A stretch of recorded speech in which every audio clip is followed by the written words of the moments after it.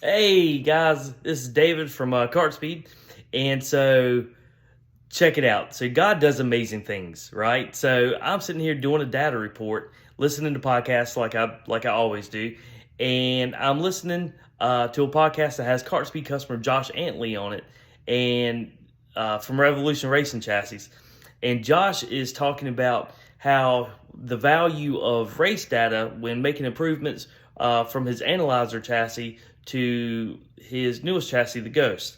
And, I think it's really cool when customers that use like our data services, trackside, from test sessions to using sensors, be able to use that information to make improvements and create speed, because that's what it's all about, is innovation in kart racing.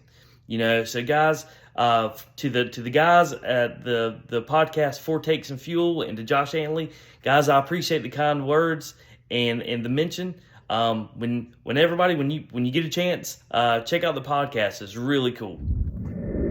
So Josh, me being, of course I went to school for mechanical engineering, cars, everything. I grew up racing, everything.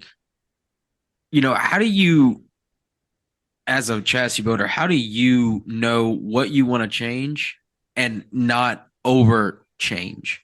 If you understand what I'm saying. Like, let's say Yep. you take a base chassis and then you change the right front, and then you go back and you change the left rear, but you didn't change the right front. How do you make sure you don't overchange when you're trying to come out with the next generation?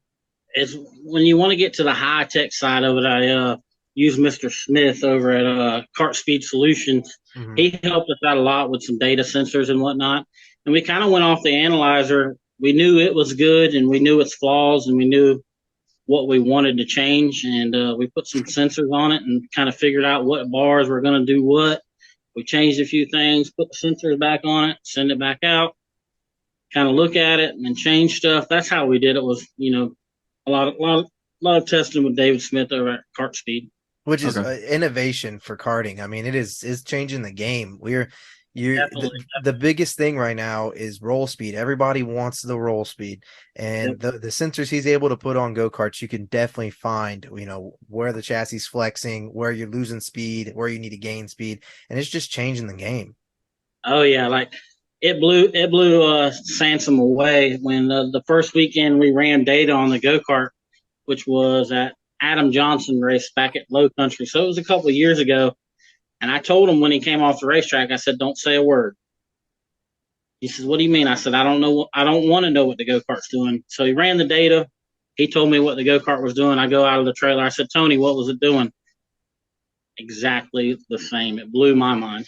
Really, That's crazy. that's so That's crazy. really cool. It's awesome for the sport because it just shows that there's so much more technical than being a redneck who goes to the go-kart track and we're just going in a circle. But there's so much more technical te- technical sides to it that people just don't understand. And he's really bringing a For spotlight to it. sure. And dude, I've been around racing all my life, and I never really thought that you could run that kind of data analysis on a go kart because we don't have shocks, we don't have a bunch of rollover.